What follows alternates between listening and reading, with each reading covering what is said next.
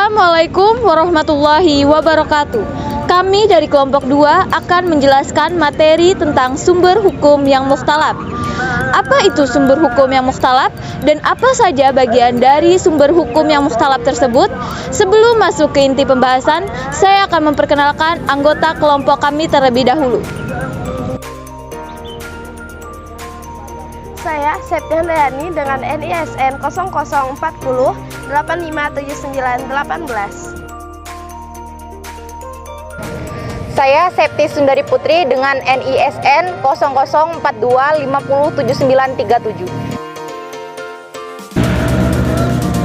Saya Sapwah dengan NISN 004338 7033.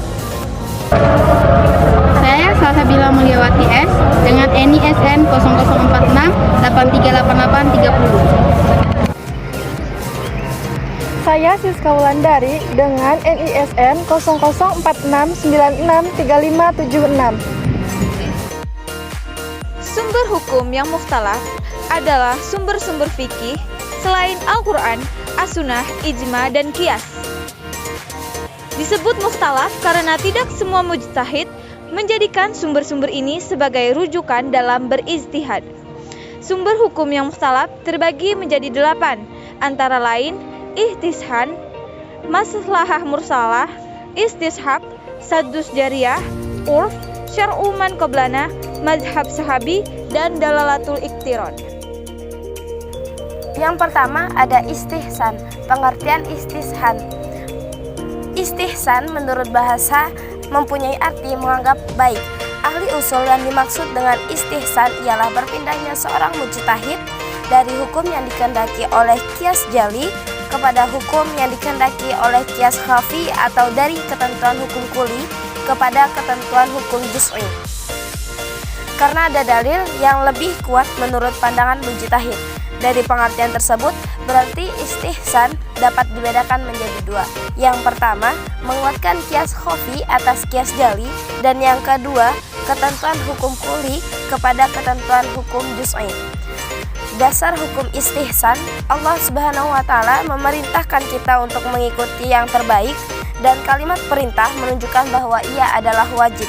Maka ini menunjukkan bahwa istihsan adalah hujjah. Ulama yang menerima dan menolak sumber hukum istihsan.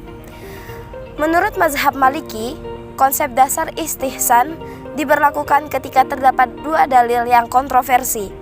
Cara penyelesaiannya adalah memilih dalil yang terkuat atau mengecualikan pemberlakuan dalil kuli.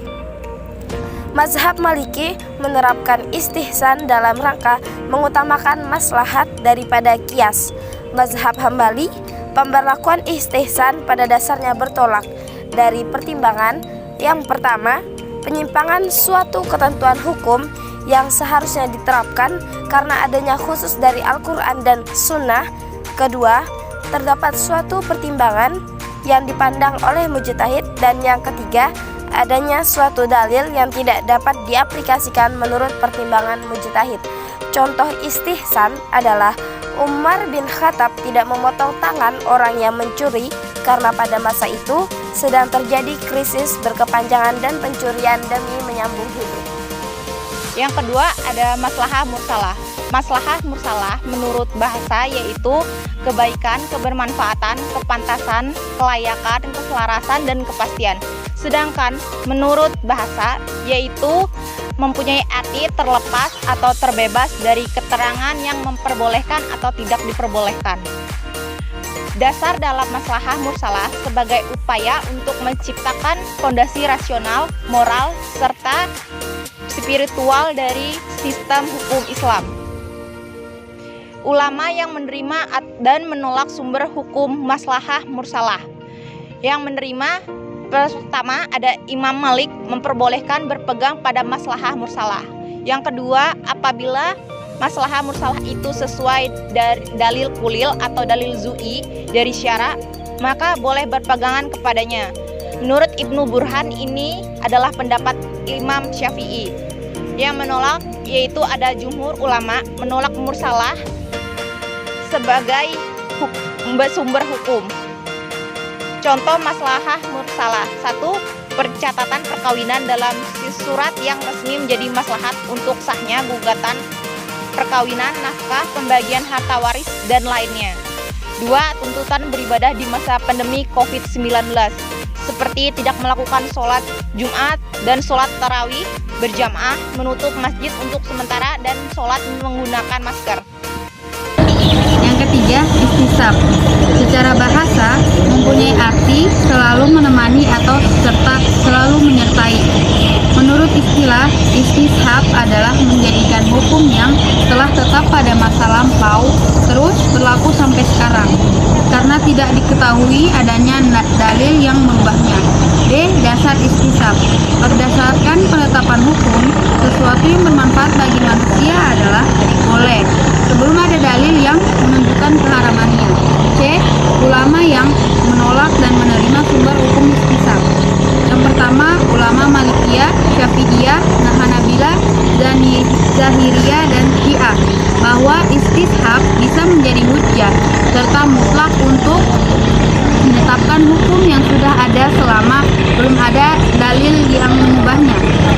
Yang kedua, ulama Hanafiyah, istisab itu dapat menjadi hujjah untuk menetapkan berlakunya hukum yang telah ada dan menolak akibat hukum yang timbul dari ketetapan yang berlawanan dengan ketetapan yang sudah ada, bukan sebagai hujjah untuk menetapkan perkara yang belum tetap hukumnya. Yang ketiga, ulama mutakallimin atau ahli kalam berpendapat istisab tidak bisa dijadikan dalil karena hukum yang ditetapkan pada istisab tidak bisa masa lampau mengadakan adanya dalil. D. Contoh istisab, orang yang sholat dengan bertayamum tetapi ketika sedang sholat ia menemui air maka sholatnya batal. Yang keempat, status dariyah. Secara bahasa, satu berasal dari kata masdar yang artinya menutup sesuatu yang cacat atau yang rusak, dan secara istilah memotong jalan kerusakan atau sebagai cara untuk menghindari kerusakan tersebut. Dasar hukum Saddus Az-Zariyah. Pendapat ini dikemukakan oleh kalangan Malikiyah dan Hanabilah. Menurut Az-Zuhaili, Imam Malik dan Ahmad menyatakan bahwa Sadd Az-Zariyah merupakan salah satu dari usul fikih. Menurut Az-Zuhaili, Ibnu Al-Qayyim menyatakan bahwa Sadd Az-Zariyah merupakan seperempat agama. C. Ulama yang menolak dan menerima status Az-Zariyah. Seterusnya, mazhab yang menerima secara tidak menyeluruh dan hanya menggunakan Sadd Az-Zariyah kepada kasus-kasus tertentu. Selain itu, ada kelompok yang menolak metode ini secara mutlak. Demikian adalah pandangan ulama mazhab Malikiyah dan mazhab Hanabilah yang menyatakan bahwa Sadd Az-Zariyah dapat diterima sebagai salah satu alat atau dalil untuk menetapkan hukum. D. Contoh Saddus Az-Zariyah. Menebang pohon yang berdiri kokoh di samping jalan umum dapat mengakibatkan kemacetan total. Yang kelima adalah uruf. Pengertian uruf menurut bahasa adalah kebiasaan yang baik. Adapun secara istilah adalah sesuatu perbuatan atau perkataan di mana jiwa merasakan suatu ketenangan dalam mengerjakannya, karena sudah sejalan dengan logika dan dapat diterima oleh watak kemanusiaannya. Uruf dari segi sifatnya ada uruf amali dan uruf qauli, sedangkan dari segi wujudnya ada uruf sahih dan uruf fasid. Dasar uruf, Imam Al-Syatibi dan Ibnu Qayyim Al-Jauziyah berpendapat bahwa uruf dapat diterima sebagai dalil untuk menetapkan hukum Islam. Namun, kedua imam tersebut memberikan catatan, apabila tidak ada nas yang menjelaskan hukum masalah tersebut. Uruf menurut syara itu memiliki suatu penghargaan atau bernilai hujjah, dan kaidah uruf merupakan dasar hukum yang telah dikokohkan. Suatu hukum yang ditetapkan atas dasar uruf dapat berubah karena kemungkinan adanya perubahan uruf itu sendiri, atau perubahan zaman, tempat, dan sebagainya. Ulama yang menerima dan menolak sumber hukum uruf.